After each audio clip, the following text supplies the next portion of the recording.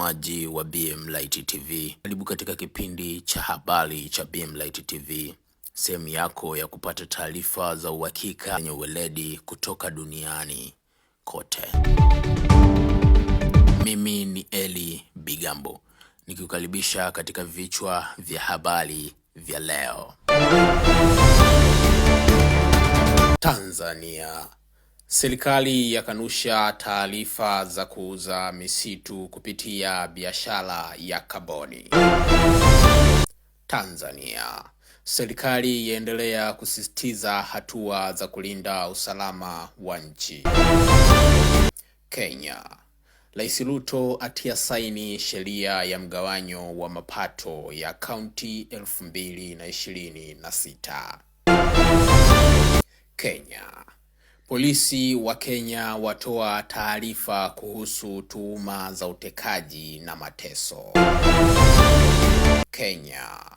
Serikali yatoa taarifa ya upanuzi wa mradi wa umwagiliaji Bunyala. Duniani. Athari za joto kali zazidi kuongezeka Ulaya.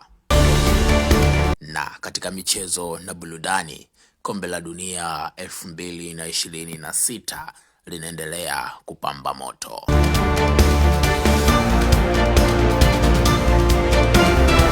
Habari kamili. Tanzania. Serikali yakanusha taarifa za kuuza misitu kupitia biashara ya kaboni. Serikali ya Tanzania imesema madai kwamba Tanzania imeuza misitu yake kwa mataifa ya kigeni kupitia mikataba ya biashara ya kaboni si ya kweli. Imeeleza kuwa mfumo uliowekwa unalenga kulinda rasilimali za taifa huku ukiwezesha nchi kunufaika na fursa za soko la kaboni. Serikali ya Tanzania yaendelea kusisitiza hatua za kulinda usalama wa nchi. Serikali imeendelea kueleza kuwa hatua mbalimbali zinazochukuliwa kuhusu mikusanyiko ya kisiasa zinalenga kudumisha amani, usalama na utulivu wa nchi. Kenya.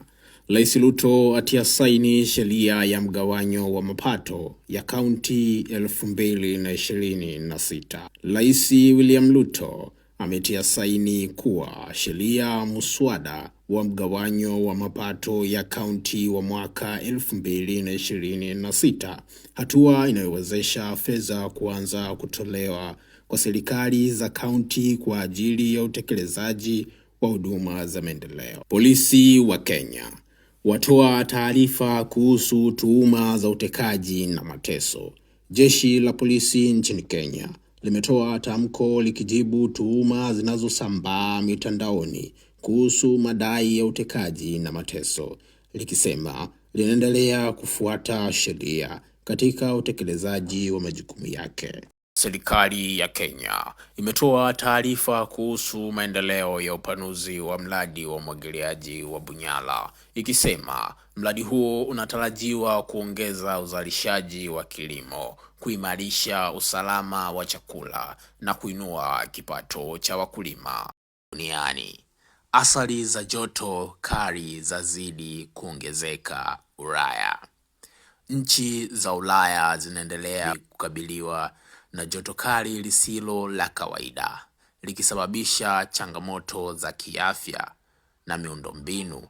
Serikali zimekuwa zikitoa tahadhari kwa wananchi kuchukua hatua za kujikinga. Na katika michezo, Kombe la Dunia 2026 linaendelea kupamba moto. Mashindano ya Kombe la Dunia 2026 yanaendelea kushika kasi huku timu mbalimbali zikiendelea kusaka nafasi ya kufuzu hatua inayofuata ya mashindano hayo makubwa duniani.